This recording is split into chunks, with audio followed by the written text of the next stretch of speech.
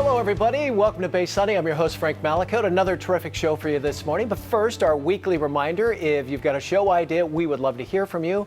Go to KPIX.com, click on the KPIX logo, scroll down to Bay Sunday, and we'll take care of it. We kick it off to those of you that have a little anxiety when it comes to public speaking. You may have plenty to say, but it just doesn't come out the right way. Our first guest has just the cure. His new book, Speaking Up Without Freaking Out, provides over 30 tips to deliver a calm and confident speech. It'll set your mind free when you need it the most. Pleased to welcome the author out of Stanford, Matt Abrams. How are you? I'm doing well, thank you. Good to have you here, Matt. Good to be here. Your hand was not sweaty, so Yes. my guess is you're not nervous right now. Did you read your book before you got here? You know, I did look at it a little bit, but Did you? I'm just excited to be here. Okay, well, tell us, what's the number one thing? Why do people freak out? Even scholars, people that are just so smart and intelligent, but the minute you put people in front of them, they're like, oh my God. Well, I think it's just part of who we are. It's a normal response to a threat, and many of us see speaking in front of others as a threatening situation. So we have that anxiety response that just can bunch us up and not help us get our words out. And in your book, and we said it off camera, but people fear speaking in front of people more than death. Absolutely. Really? Yeah, that the view of the other people, the opinions of other people, their judgments, not achieving what we hope to achieve can be really, really intimidating. Why do we worry so much? Why can't we just go up and just let it out? There are consequences, and those consequences can be dire. At a job interview, you don't get the job. If you're asking for funding, if you're an entrepreneur and you don't get that funding, it means a lot. So that really can cause that anxiety. Sometimes I look at it like a colonoscopy. The prep and the fear of going in is so much worse. Then you get out there and go, what am I worried about, you know? Right. You know, and that's actually one of the many techniques in the book talks about reframing it. You know, we make it worse for ourselves. Our anxiety and our nerves about being anxious actually make us more anxious. So if we can see it as an opportunity, see it as a conversation, it can actually really help. So when we start, we're there and we're present and we're actually engaging the audience. And you've got to visualize that, don't you? In your mind, where you think you're talking. I remember when I first got into sports, I was a little robotic, and I got out there and my boss said, you know, Frank, pretend like you got a beer in your hand. And you're talking to your best friends at the bar right now about the game.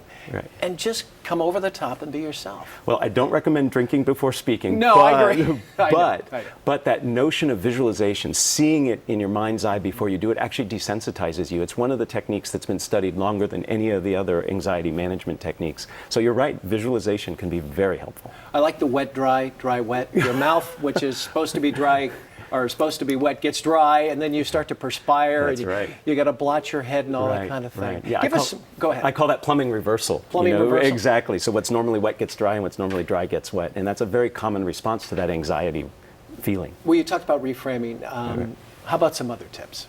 There are lots of other tips. The first and one of the most powerful tips is really just to relax yourself and breathe. When we get nervous, we breathe shallow, and it feeds off itself. And when you don't have the breath, then you start speaking quickly. So deep breaths, wonderfully important. Another very useful technique is to recognize that this anxiety is natural. 85% of us report this anxiety feeling before speaking in front of others, be it in a speech or in an interview.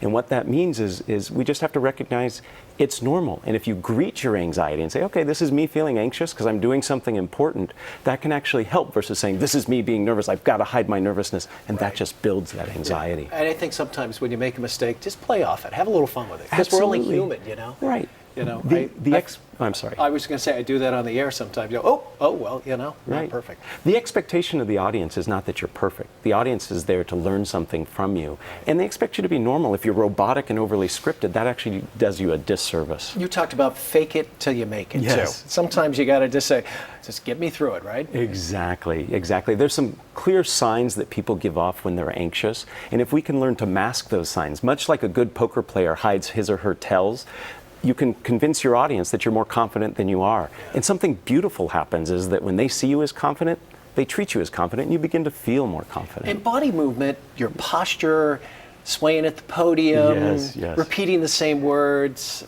all that kind of thing. Those are those tells I'm talking about. So if you can learn to mask them, root your feet, gesture broad, make good eye contact, people think you're confident. How about the night before? You got a big speech. What advice do you give people? You know, it's kind of like cramming for an exam. Yeah. You know, just be prepared, go in and do it. The single best thing research is telling us is get a good night's sleep. The staying up all night to cram actually does you a disservice. So Think about your key points. I'm against memorizing. Anybody who memorizes is setting themselves up to have the right way to do it versus just doing it conversationally.